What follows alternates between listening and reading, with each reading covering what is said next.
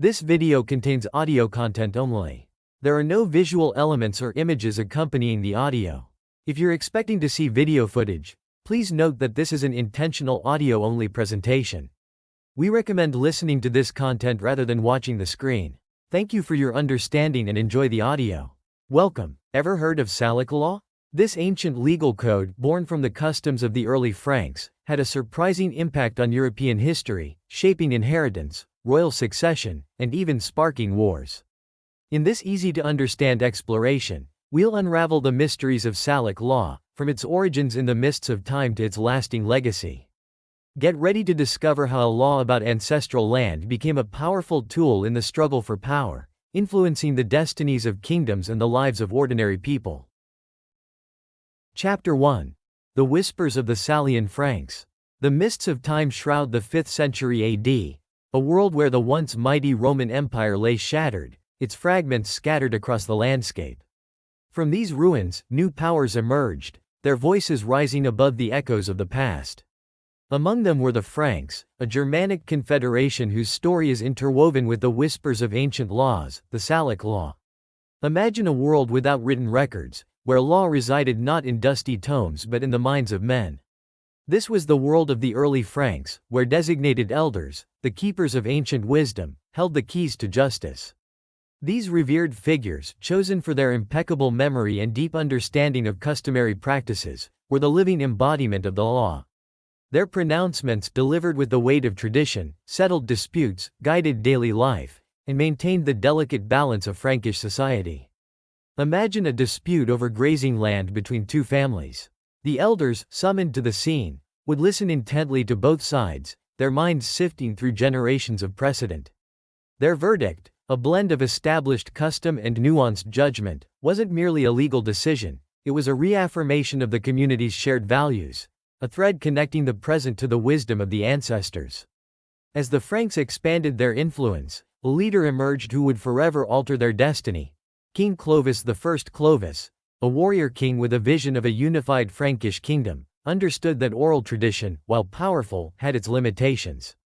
A written code, he reasoned, would not only solidify his authority but also provide a consistent framework for governing his increasingly complex realm. Between 507 and 511 AD, after his momentous victory over the Visigoths, Clovis embarked on a landmark undertaking. He appointed 4 commissioners, charging them with the daunting task of collecting and recording the scattered threads of Frankish customary law. These commissioners, traveling throughout the kingdom, sought out the designated elders, listening to their recitations of ancient laws, meticulously documenting the nuances of each tradition. The result of their labors was the Lex Salica, a written legal code that marked a turning point in Frankish history. The Lex Salica, penned in late Latin, offers a fascinating glimpse into the Frankish world. Within its pages, we find not only legal pronouncements but also echoes of the Old Dutch language, a testament to the linguistic tapestry of the Frankish kingdom. But this written law was not carved in stone. In the centuries that followed, the Lex Salica became a living document, constantly evolving to meet the changing needs of Frankish society. Unlike the uniformity of later printed texts, the hand-copied nature of the Lex Salica allowed for adaptation and regional variation. Each scribe, meticulously copying the text, inevitably introduced subtle changes, a corrected word here, a reordered sentence there, even stylistic flourishes reflecting the individual's hand. Hendrik Kern, a scholar who delved into the intricacies of the Salic law manuscripts, identified distinct families of texts, each reflecting a particular lineage of copying and revision. These manuscript families, like branches of a growing tree, reveal the complex evolution of the law over time. Scattered throughout the margins of many early manuscripts are the enigmatic Malberg glosses. These glosses, short annotations written in the Frankish vernacular, provide invaluable clues to the original meaning of the Latin text. They offer a window into the legal language of the Franks, preserving terms and concepts that might otherwise have been lost to time. The word Malbergo itself, meaning language of the court, speaks to the importance of these glosses in understanding the legal context of the time. The Lex Salica wasn't solely concerned with inheritance, a topic often associated with the code but more relevant to later periods. Its scope was far broader, encompassing a wide range of civil and criminal matters. Each law, or title, as they were called, addressed a specific aspect of Frankish life. De Migrantibus, for example, outlined the rules for migration, reflecting the mobility of Frankish society. De Summonitionibus detailed the procedures for summoning individuals to court, emphasizing the importance of legal process. The criminal laws of the Lex Salica were detailed and often harsh. Theft, a serious offense in a society where personal property was vital, carried hefty fines. The code distinguished between the theft of different animals, reflecting their varying value in Frankish society. Stealing a piglet, for instance, incurred a fine of 120 denarii, while the theft of a bull, essential for agriculture, resulted in a much steeper penalty of 1,800 denarii, or a staggering 3,600 denarii if the bull belonged to the king. Insults, too, were taken seriously, with fines levied for slanderous accusations. The code even specified penalties for specific injuries, such as striking someone on the head so that the brain was exposed. In all cases, 1/3 of the fine went towards court costs, a detail that sheds light on the financial aspects of the Frankish legal system. The Lex Salica also reflects the social hierarchy of Frankish society. The concept of wergild, the compensation paid for killing someone, varied depending on the social status and nationality of both the victim and the perpetrator. Killing a Roman who dined with the king, for example, incurred a higher fine than killing an ordinary Roman. This differentiated justice system underscores the privileged position of the Franks and the king's inner circle. The law recognized the central role of family in Frankish society. An individual without family ties was considered legally unprotected.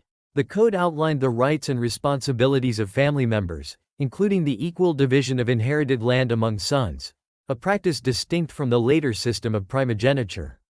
Severing family ties was a significant act, requiring a formal ritual. In the presence of judges, the individual wishing to break these bonds would dramatically break 4 alder branches over their head and cast them away, a symbolic act reflecting the gravity of the decision.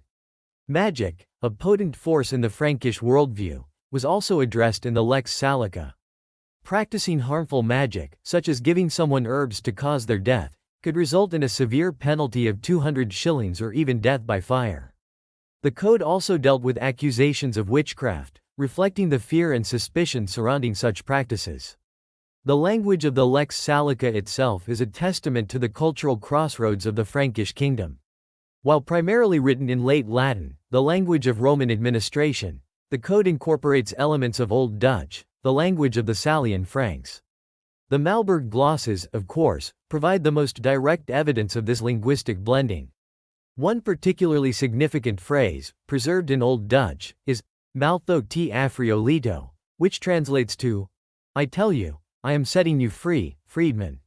This simple sentence, a declaration of emancipation, stands as one of the earliest documented examples of the Old Dutch language and highlights the code's linguistic significance. Later versions of the Lex Salica, particularly those revised under Charlemagne, show the growing influence of Old High German, reflecting the expanding reach of the Frankish Empire. The Lex Salica, born from the whispers of elders and transformed by the hand of scribes, stands as a powerful testament to the legal and cultural landscape of the early Franks. It is a document that not only codified their laws but also captured the spirit of a people navigating a world in transition, laying the foundation for legal systems that would shape Europe for centuries to come. Chapter 2. Land, Lineage, and Legacy, the Inheritance Tapestry of Salic Law. Imagine a Frankish farmstead, the scent of wood smoke mingling with the lowing of cattle. The land, painstakingly cultivated, represents not just a livelihood but a connection to generations past. This is terra salica, ancestral land, the heart of the family's identity. Unlike the Roman tradition of written wills, the Franks relied on established custom to guide the division of this precious resource. Upon the father's death, the terra salica would be divided among his sons, a practice that distinguished Frankish inheritance from the Roman concept of primogeniture. Imagine a father with 4 sons. Under Salic law, each son would receive an equal portion of the ancestral land, ensuring the continuation of the family line across multiple branches. This equitable distribution prevented the concentration of land in the hands of a single heir, fostering a sense of shared responsibility and preventing the emergence of vast, consolidated estates. This, in turn, had profound political implications, as power was more diffused among a wider group of landowners. Primogeniture, by contrast, often led to the consolidation of power and wealth in the hands of the eldest son, creating a more hierarchical social structure. However, this seemingly equitable system had a significant caveat: the exclusion of women from inheriting terra salica. This wasn't a blanket ban on all female inheritance. Women could still inherit movable property, personal belongings, livestock, jewelry, and, significantly, land other than terra salica, such as land acquired through purchase or gift. But the ancestral land, the land that carried the family's history and its connection to the community, was reserved for male heirs. Landowners were expected to provide military service to the king, and this duty, in the Frankish view, was inherently tied to the male role as warrior and protector.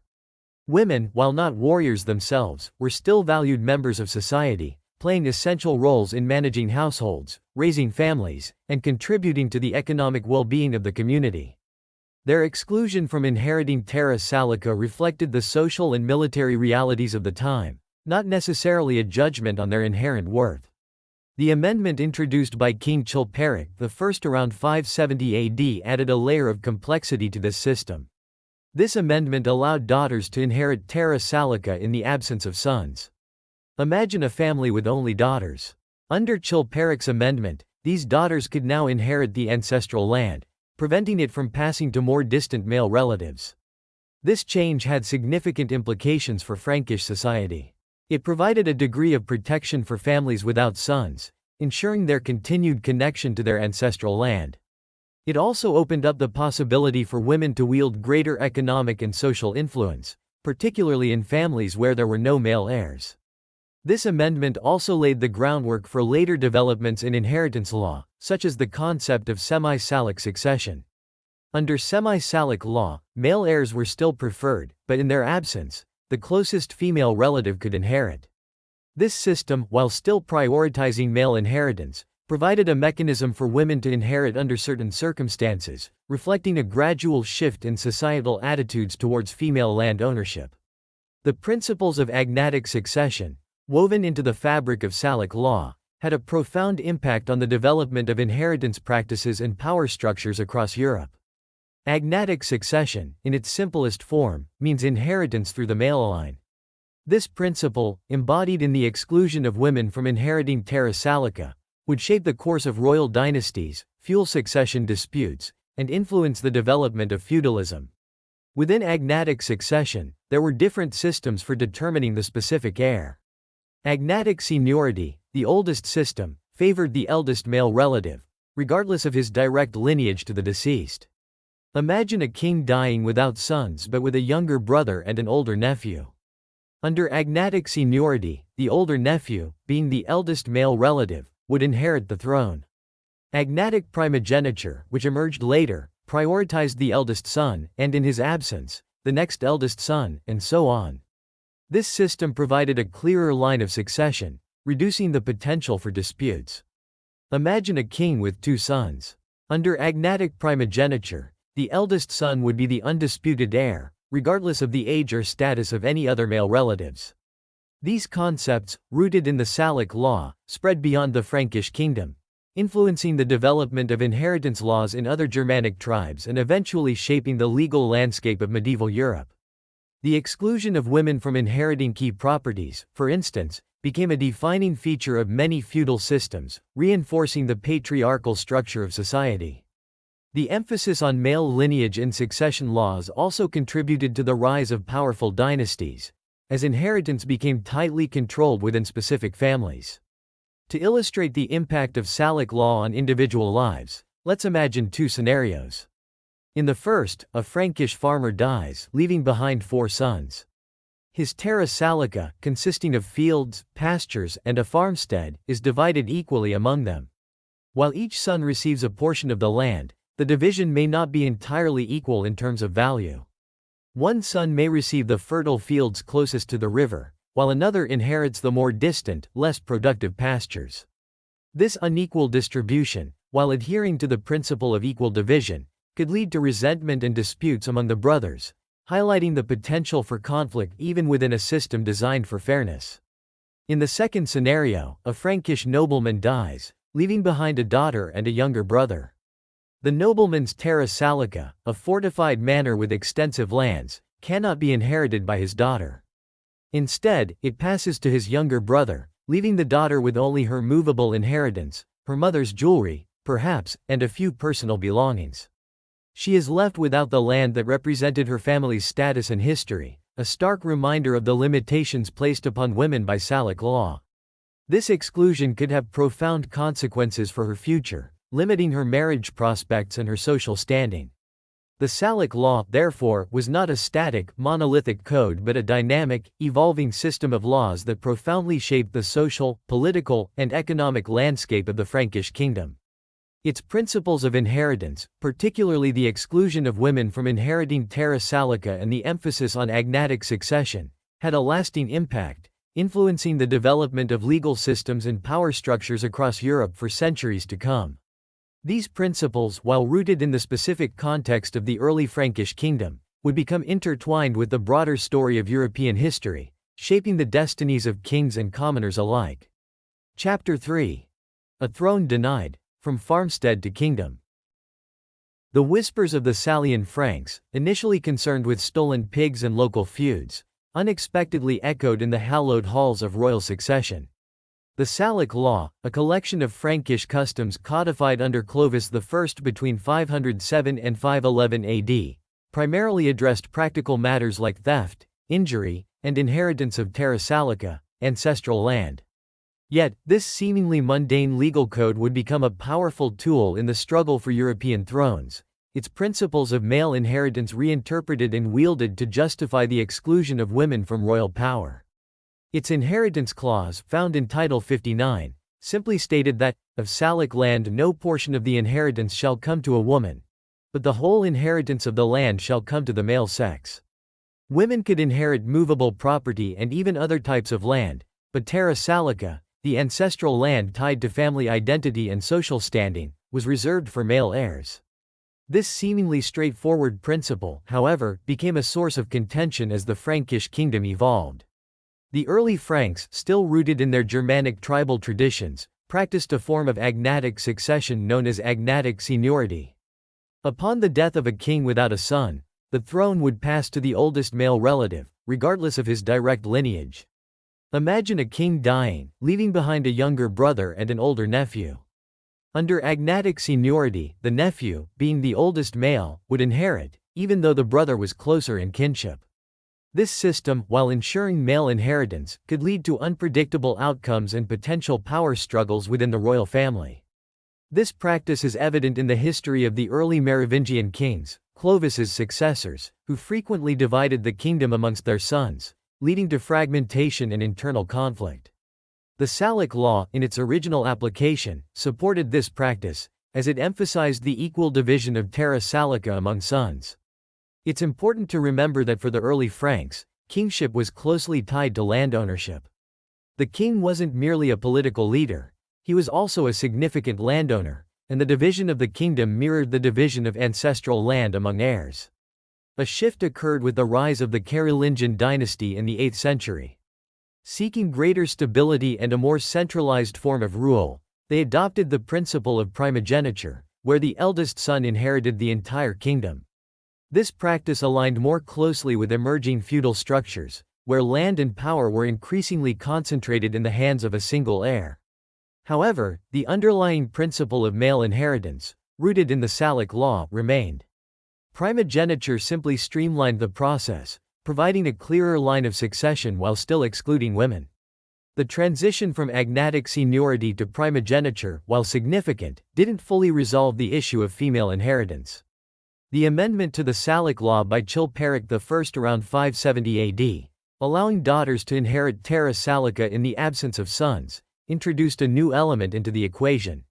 This seemingly minor change would have profound implications for later succession disputes, as it provided a legal precedent for female inheritance, albeit under specific circumstances. The true impact of Salic law on royal succession wouldn't be felt until centuries later, during the succession crises that rocked the French monarchy in the 14th century.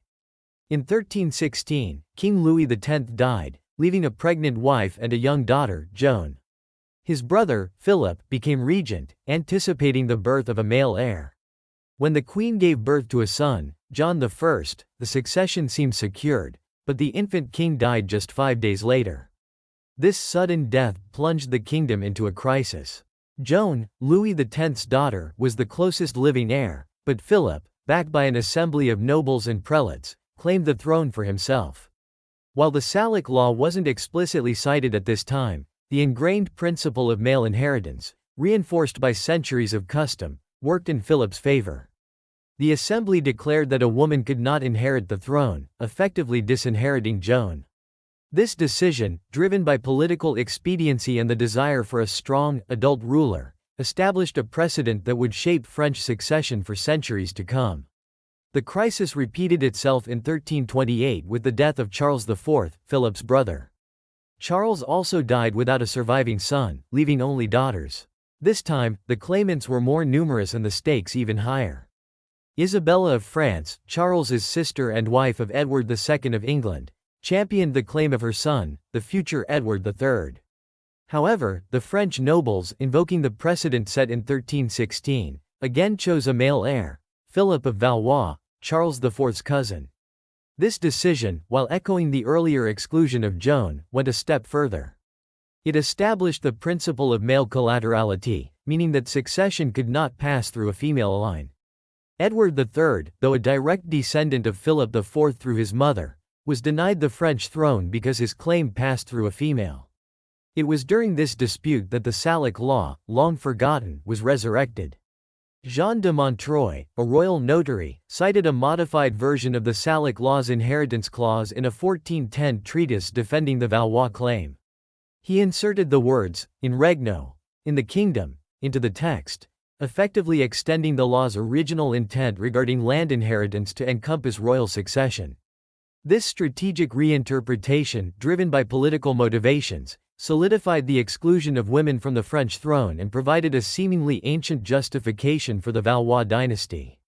The Salic law, or rather, its interpretation by French jurists, became a cornerstone of French public law. It was used to justify the exclusion of women from the throne in subsequent succession disputes, most notably in 1593 when the Infanta Isabella of Spain was denied the French crown. The law, originally intended to regulate the inheritance of ancestral land within a specific Frankish context, had been transformed into a tool for preserving dynastic power and national identity, effectively barring foreign claimants from the French throne. The different interpretations of Salic law, however, led to varied outcomes across Europe. The semi-Salic law, practiced in certain German states and other European monarchies, allowed women to inherit only after all male lines had been exhausted. This compromise, while still prioritizing male heirs, acknowledged female lineage and provided a mechanism for female rulers in specific circumstances. For instance, Maria Theresa of Austria inherited the Habsburg domains under the Pragmatic Sanction of 1713, which incorporated semi-Salic principles. Male preference primogeniture, another variation, prioritized sons and their descendants over daughters. This system, while not completely excluding women, ensured that a female would inherit only in the absence of any living brothers or their male heirs. This practice was common in many European monarchies, including Spain until recent times. Not all regions adhered strictly to Salic law or its interpretations. The Duchy of Brittany, for instance, deviated from this principle, allowing female inheritance even when male heirs existed.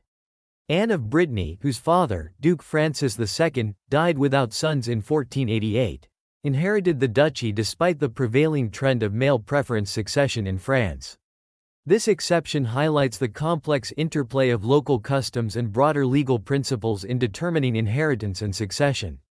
The story of Salic law is a testament to the malleability of legal tradition. A code originally designed to address practical matters of inheritance within a specific social context was reinterpreted and repurposed to serve the political needs of later generations. The whispers of the Salian Franks, once concerned with local disputes, ultimately resonated through the corridors of power, shaping the destinies of kingdoms and influencing the course of European history. The Salic Law, therefore, stands not merely as a legal document but as a powerful symbol of the evolving relationship between law, custom, and political power. Chapter 4. A Kingdom Divided, Salic Law and the Spark of the 100 Years' War.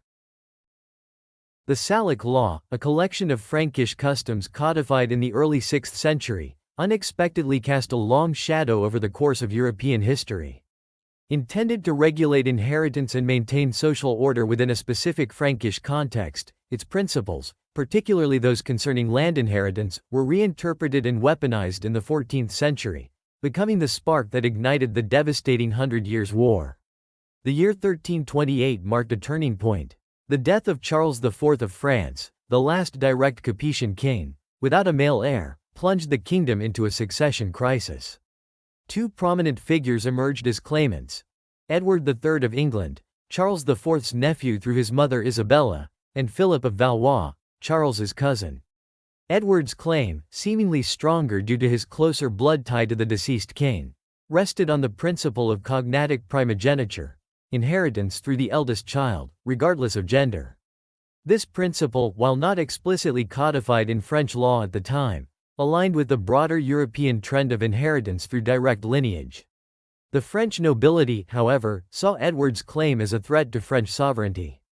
The prospect of a foreign king, particularly one from England, a long-standing rival, was unacceptable. Seeking a legal justification for their preferred candidate, Philip of Valois, they turned to the Salic Law. Its inheritance clause, focusing on terra salica, ancestral land, stated that, of Salic land no portion of the inheritance shall come to a woman. The early Franks practicing agnatic seniority would have chosen the eldest male relative, regardless of direct lineage, to succeed a king without sons. The later adoption of primogeniture by the Carolingian kings, while streamlining succession, still adhered to the principle of male inheritance. The French nobility, driven by political motivations, strategically misinterpreted the Salic Law. They argued that its exclusion of women from inheriting land extended to the throne, effectively barring Edward III, whose claim descended through his mother, from the succession. This interpretation, a 14th-century fabrication, ignored the original context of the law and the historical practices of the Franks. It also disregarded the amendment introduced by King Chilperic I, which allowed daughters to inherit terra salica in the absence of sons, a precedent that could have supported a female claim to the throne. This misapplication of the Salic Law became a convenient tool for the French to exclude a foreign king. It aligned with the principle of agnatic succession, favoring Philip of Valois, a male relative through the male line, over Edward III, whose claim descended through a female. This interpretation also served the interests of the French nobility, who sought to maintain their power and influence under a French king. Edward III, enraged by this perceived injustice, vehemently protested the decision. He argued that his claim, based on cognatic primogeniture, was stronger than Philip's, based on a distorted interpretation of an ancient law. The English court, sharing Edward's outrage, saw the French decision as a deliberate affront, a denial of their king's legitimate birthright. The dispute escalated beyond legal arguments, tapping into existing tensions between England and France. The English kings, since the time of William the Conqueror, had held vast territories in France, including Aquitaine and Guyenne. These lands, acquired through conquest and marriage, were a source of both wealth and power for the English crown. The French kings, however, sought to reclaim these territories and consolidate their control over the kingdom. The question of feudal homage further complicated matters. The English kings, as Dukes of Aquitaine, owed homage to the French king, a symbolic act of fealty that acknowledged the French king's overlordship. This complex feudal relationship, a source of friction for centuries, became entangled with the succession dispute. The succession crisis of 1328, fueled by the misapplication of Salic law, became the catalyst for war. Edward III, feeling cheated of his birthright and seeking to assert his claim to the French throne, declared war on Philip VI.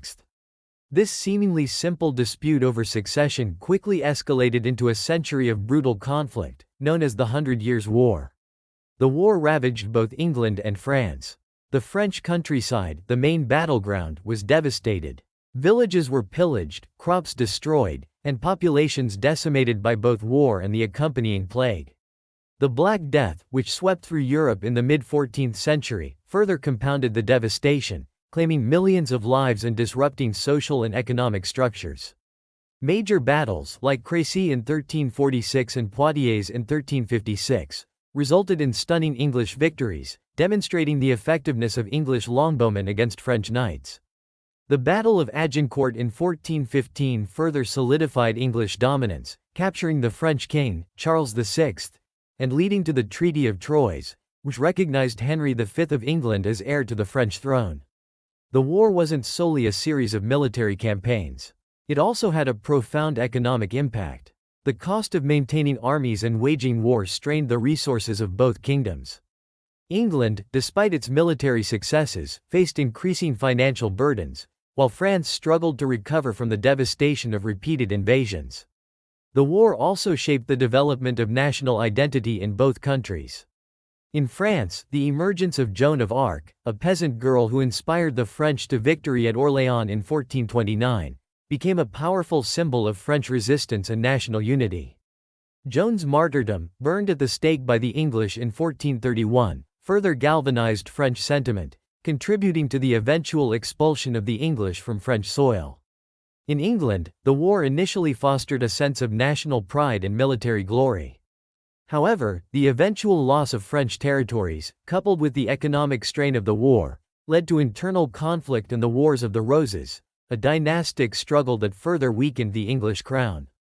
The Hundred Years' War, therefore, was not merely a dynastic squabble, it was a complex conflict with far-reaching consequences. The misapplication of Salic law, while not the sole cause, provided the initial spark, igniting existing tensions and plunging two nations into a century of bloodshed and devastation. The war reshaped the political landscape of Europe, contributing to the decline of feudalism, the rise of nation-states, and the development of new military technologies. The whispers of Salic law, once concerned with local inheritance, had reverberated across the continent, leaving an enduring legacy of conflict and change. The war's devastating impact on both England and France, its economic and social consequences, and its role in shaping national identities underscore the profound and unintended consequences of a legal principle taken out of context and manipulated for political gain. The Salic law, therefore, serves as a cautionary tale, a reminder of the power of legal interpretation and its potential to shape the course of history, for better or for worse. Chapter 5. Echoes of Salic law. Shaping inheritance, succession, and society. The original Salic law, codified under Clovis I in the early 6th century, never explicitly addressed royal succession. Its focus was on terra salica, ancestral land, and its inheritance clause simply stated that no portion should pass to a woman. This principle, rooted in the Frankish association of land ownership with military service, became a cornerstone of their legal system. However, the law's resurrection and reinterpretation during the 14th century French succession crises transformed its meaning and scope. The exclusion of women from inheriting terra salica was extended to the throne itself, a move driven by political expediency rather than legal precedent. This novel interpretation, solidifying the principle of agnatic succession, inheritance through the male line, became a defining feature of French royal succession. This principle, however, was not uniformly applied across Europe. Different kingdoms and territories adopted variations of Salic law, leading to diverse outcomes and unique succession practices. In some regions, the law was applied with unwavering strictness, while others embraced more flexible interpretations, allowing for female inheritance under specific circumstances. France, the birthplace of Salic law's application to royal succession, became a staunch adherent to agnatic primogeniture. The eldest son inherited the throne, and in his absence, the next eldest son, and so on. This system provided a clear line of succession, minimizing disputes and ensuring the continuation of the dynasty through the male line. The exclusion of women was absolute, barring them from inheriting the throne or transmitting succession rights. Spain, in contrast, initially followed a different path. Prior to the 18th century, Spanish succession laws were more flexible, allowing for female inheritance under certain circumstances. However, the arrival of Philip V, a Bourbon king from France, introduced Salic law into the Spanish legal system. This change, met with resistance, led to the Carlist Wars, a series of bloody civil conflicts fought over the right of women to inherit the throne. The Carlists, supporters of the traditional Spanish succession laws, challenged the legitimacy of Isabella II, who inherited the throne in 1833 after the Salic law was repealed. These wars, a testament to the deep-seated resistance to Salic law in Spain, ultimately reaffirmed the principle of female inheritance. The German states, a patchwork of kingdoms, duchies, and principalities, offered a more nuanced approach to Salic law. Many adopted the semi-Salic law, a compromise that prioritized male heirs but allowed for female succession in the absence of any living male relatives. This system, also known as agnatic-cognatic primogeniture, ensured the continuation of the dynasty through the male line whenever possible, but recognized female lineage as a fallback option. For instance, if a ruler died without sons, but had a daughter, the throne would pass to her. However, if she had brothers, even younger ones, they would inherit instead. A classic example of semi-Salic law in action is the case of Maria Theresa of Austria. Charles VI, the Holy Roman Emperor, lacking a male heir, issued the Pragmatic Sanction of 1713, which established his daughter, Maria Theresa, as his successor. This move, a direct challenge to the prevailing Salic law in many German states, triggered the War of the Austrian Succession. Despite facing challenges from various claimants, Maria Theresa ultimately secured her inheritance, becoming a powerful and influential ruler. The complexities of semi-Salic law are further illustrated by the case of the Duchy of Saxe-Weimar. In the 18th century, the duchy faced a succession crisis when the ruling duke died without a son. His daughter, Augusta, was the closest heir, but her uncle, the late duke's brother, also claimed the throne. The case went to the imperial court, which ruled in favor of Augusta, based on the principles of semi-Salic law. However, her uncle appealed the decision, arguing that a specific clause in the duchy's inheritance laws prioritized male heirs even in the absence of sons. The protracted legal battle ultimately resulted in a compromise, with Augusta inheriting the duchy but with limited powers, while her uncle retained significant influence. Another variation, cognatic male primogeniture, allowed for inheritance through female lines but excluded women themselves. In this system, a grandson could inherit from his grandfather even if the grandfather's daughter, the grandson's mother, was still alive. This practice, while adhering to the letter of Salic law's exclusion of women from land inheritance, allowed for the continuation of the family line through the male descendants of female relatives. This system was practiced in certain German states and other parts of Europe, illustrating the diverse ways in which Salic law was adapted and interpreted. The impact of Salic law extended beyond royal succession, influencing social structures and the legal status of women across Europe. In many societies, the law reinforced patriarchal norms, limiting women's access to land ownership and economic independence. This, in turn, affected their social standing and their ability to participate in public life. In some regions, however, the law had unintended consequences, leading to increased power and influence for women in certain circumstances. For example, in families without sons, daughters who inherited under the Chilperic Amendment or semi-Salic law could wield significant economic and social power. The ongoing relevance of Salic law is evident in its continued discussion and debate within legal history scholarship, gender studies, and contemporary discussions about inheritance laws. Scholars continue to analyze the law's historical impact, exploring its various interpretations and its role in shaping European legal systems. The law also features in discussions about gender equality, serving as a historical example of legal discrimination against women. Its legacy continues to inform debates about inheritance laws today, particularly in countries with monarchies or strong traditions of male preference inheritance. Specific examples of modern interpretations include scholarly articles analyzing the legal arguments used to justify the exclusion of women from the French throne, studies exploring the social and economic impact of Salic law on women in different parts of Europe, and legal commentaries comparing Salic law to other historical and contemporary inheritance systems. The law also features in popular culture, appearing in historical novels, films, and television shows, often as a plot device highlighting the complexities of royal succession and the challenges faced by women in patriarchal societies. The story of Salic law, therefore, is not merely a historical footnote, It is a complex and multifaceted narrative that continues to resonate in modern times. Its principles, though rooted in an ancient legal code, continue to inform our understanding of inheritance, succession, and the enduring relationship between law, gender, and power. The echoes of Salic law, once the whispers of a specific Frankish tribe, continue to reverberate through the halls of history, reminding us of the lasting impact of legal traditions and their ability to shape the course of human events. From whispers of Frankish elders to the halls of European power, Salic law's journey reveals the malleability of legal tradition. Originally concerning ancestral land inheritance, its misinterpretation fueled the Hundred Years' War and shaped European succession for centuries.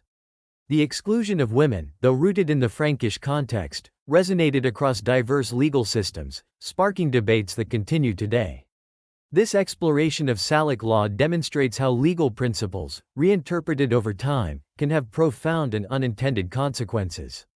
What are your thoughts on the evolution and impact of this ancient code? Share your insights in the comments below. Like, subscribe, and suggest topics for future videos. Keep exploring, keep questioning. The past holds valuable lessons for the present and the future.